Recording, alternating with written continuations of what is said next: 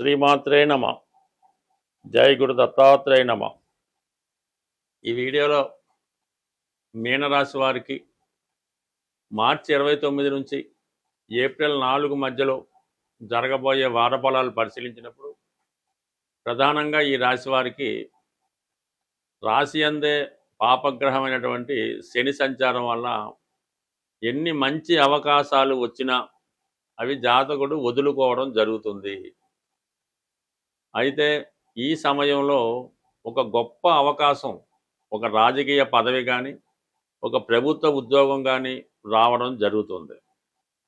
కొన్నాళ్ళుగా మీరు ఏదైనా ఒక కోర్టు కేసో ఏదో ఒక సమస్యో లేదంటే ప్రభుత్వంతో ఏదైనా వ్యతిరేకంగా ఉన్నటువంటి కేసు లాంటిది ఏవైనా ఉంటే అది ఈ సమయంలో మీకు అనుకూలంగా తీర్పు రావడం జరుగుతుంది. గతంలో మీరు పోగొట్టుకున్నటువంటి ఉద్యోగం లాంటిది ఏవైనా ఉంటే అది తిరిగి రావడం జరుగుతూ ఉంటుంది. మరి ఈ కారణం వల్ల జాతకుడు ఎప్పటికైనా గతాన్ని వదిలివేసి మరి కొత్తగా మీ జీవితాన్ని ప్రారంభించాలనుకుంటే ఇప్పుడు వచ్చినటువంటి ఈ అవకాశాన్ని మీరు చక్కగా ఉపయోగించుకుంటేనే మంచిది. అలాగే కొంతకాలంగా మీరు ఎదుర్కొన్నటువంటి అనారోగ్య సమస్యల నుంచి ఆర్థిక సమస్యల నుంచి కూడా బయటపడే అవకాశం ఉంది. బట్ ఏమాత్రం ఇతరులతో చర్చించి ఈ పనులు వాయిదా వేయకోకుండా వచ్చిన ఉద్యోగ అవకాశాన్ని ఉపయోగించుకోవడం మంచిది. అలాగే ఇదే వారంలో ఏప్రిల్ 2వ తారీఖున ధన భాగ్యాధిపతి కుజుడు కూడా రాశిలో ప్రవేశిస్తున్నాడు. గతంలో ఉన్నటువంటి నిరుత్సాహం, బద్ధకం, నీరసం అంతా పోయి జాతకుడు చాలా ఉత్సాహంగా తన కార్యక్రమాలు ప్రారంభించవలసి ఉంటుంది. ఎవరో ఒక ఆత్మబంధువో స్నేహితుడో స్నేహితురాలు ప్రోత్సాహంతో మళ్ళీ మీరు ఉత్సాహంగా మారే అవకాశం ఉంటుంది. కాబట్టి కంప్లీట్గా మీ జీవితాన్ని మార్చుకునే అవకాశం ఇప్పుడు వచ్చింది. ఇప్పుడు తలపెట్టే ఏ ప్రయత్నమైనా గతంలో కాకుండా చాలా తొందరగా పూర్తవుతుంది. గతంలో మీరు చేసినటువంటి పొరపాట్లు ఏవైనా ఉంటే అవన్నీ సరిదిద్దుకొని, అంటే మీ పొరపాటు ఏమీ లేకపోయినా అటువంటి నిందలు మీ మీద వస్తూ ఉంటాయి. అవి అన్నీ కూడా తప్పని రుజువు అవుతూ ఉంటాయి. అందువల్ల మళ్ళీ మీరు కొత్తగా మీ జీవితాన్ని ప్రారంభించడం మంచిది.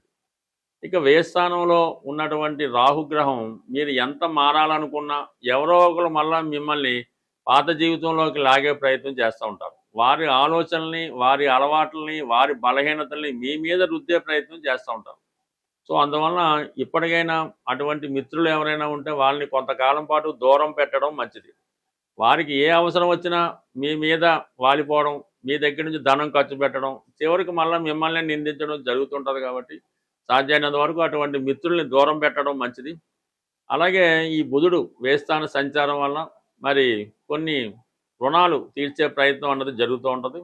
అలాగే ఈ సమయంలో మీ కుటుంబంలో మీ తల్లిగారికో మీ భార్య గారికో ఎవరికో ఒకరికి అనారోగ్య సమస్య రావడం, మళ్ళీ దాని మీద సమయాన్ని వెచ్చించవలసి కూడా ఉంటుంది. సో ఇప్పుడిప్పుడే ఏదో కోలుకుంటున్నాం, మళ్ళీ ఏదో దారిలో పడుతున్నాం అంటే మళ్ళీ ఏదో ఖర్చు, ఏదో ఒక సమస్య మిమ్మల్ని ఒక పరీక్షలాగా ఇబ్బంది పెడతా ఉంటుంది.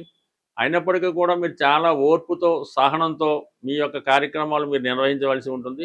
ఏదైనా బాధ్యతలు అన్నది తప్పనిసరిగా తీర్చవలసి ఉంటుంది.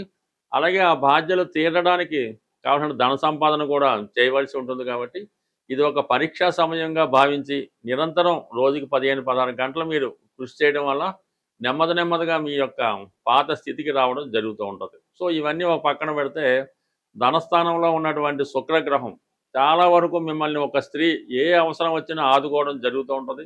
గతంలో పోగొట్టుకున్నటువంటి ధనం కానీ, ఆగిపోయిన ధనం కానీ తిరిగి రావడం జరుగుతుంటుంది. ఒక ఆకస్మిక ధనలాభం లాంటిది జరుగుతుంది.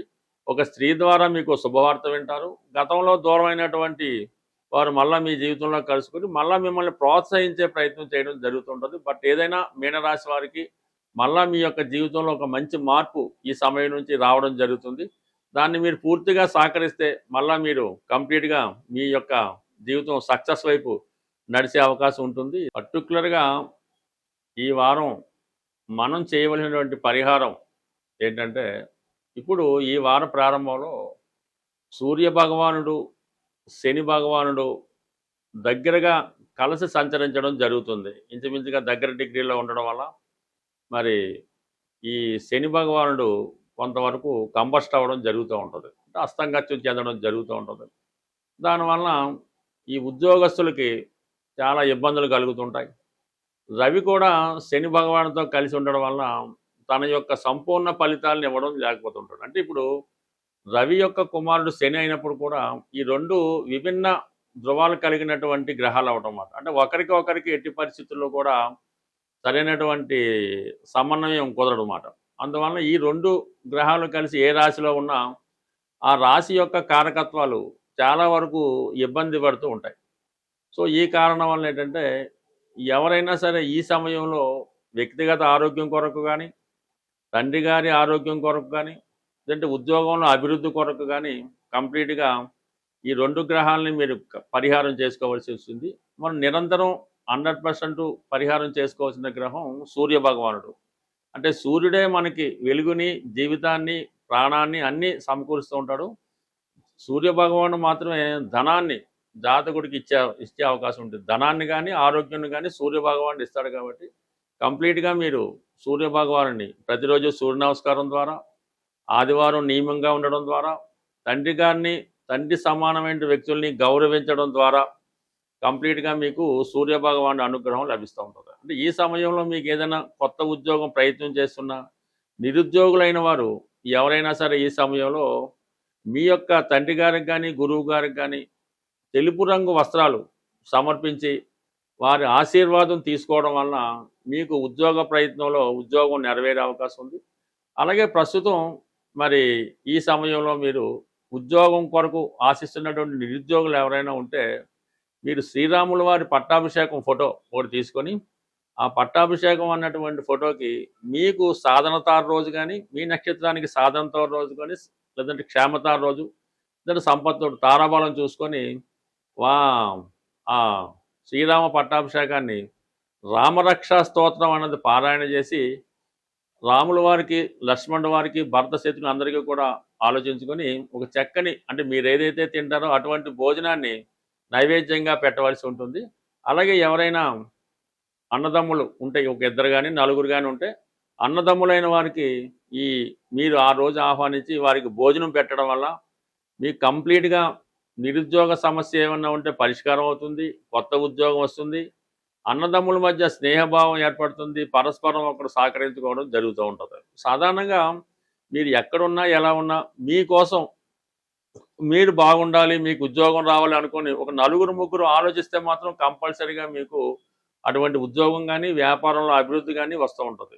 అదే కొంతమంది మీరు పాడైపోవాలి, నాశనం అయిపోవాలి కానీ ఏ ఒక్కరు కానీ, ఇద్దరు కానీ ఆ విధంగా కోరుకోవడం వల్ల కంప్లీట్గా మీరు ఎంత మంచి స్థితిలో ఉన్నా ఇలాగ నాశనం అవ్వడం జరుగుతూ ఉంటుంది. కాబట్టి సాధారణంగా అటువంటి వారికి దృష్టిలో పడకుండా మంచి వారితో స్నేహం చేయడం వల్ల అన్నదమ్ముల మధ్య సఖ్యత ఏర్పడుతుంది, ఉద్యోగపరంగా అభివృద్ధి కలిగే అవకాశం ఉంది. ప్రేక్షకులకు విజ్ఞప్తి, ఈ వారం అంటే 29 మార్చి 2026 తేదీన ఆదివారం రోజు సుందరయ్య విజ్ఞాన కేంద్రం బాగలింగంపల్లిలో ఒక జ్యోతిష మహాసభ మా ఆధ్వర్యంలో నిర్వహించడం జరుగుతుంది. ఈ జ్యోతిష మహాసభ ఉదయం 9:30 నుంచి సాయంకాలం 5:30 వరకు ఉంటుంది. ప్రవేశం అన్నది పూర్తిగా ఉచితం. అన్ని సౌకర్యాలు మీకు సభలో ఏర్పాటు చేయడం జరుగుతుంటుంది. అంటే భోజన సౌకర్యాలు వగైరా వగైరా. ఈ సభలో ప్రముఖ జ్యోతిష పండితులైనటువంటి శ్రీ నానాజీ పట్నాయక్ గారు, అలాగే మల్లాది మణి గారు, జనార్దన్ ఠాగూర్ గారు, అలాగే బంగారయ్య శర్మ గారు, నీలం పూర్ణమోహన్ గారు, ఎన్ విజయశంకర్ గారు, అలాగే విజయలక్ష్మి గారు మొదలగు ప్రముఖ జ్యోతిష్కులు వారి వారి ప్రసంగాలు వినిపిస్తారు. ఈ సభలో వచ్చినటువంటి ప్రేక్షకులు ఎవరైనా ఉంటే వారి యొక్క సందేహాలు ఏవైనా ఉంటే సభాముఖంగా ఈ పండితుల వద్ద మీరు తెలుసుకొని దానికి సరైనటువంటి సమాధానాలు కూడా తెలుసుకునే అవకాశం ఉంటుంది. జ్యోతిషంపై ఆసక్తి ఉన్నవారు తప్పకుండా ఈ సభకు హాజరై మమ్మల్ని మా సభని విజయవంతం చేస్తారని ఆశిస్తూ స్వస్తి, శుభం.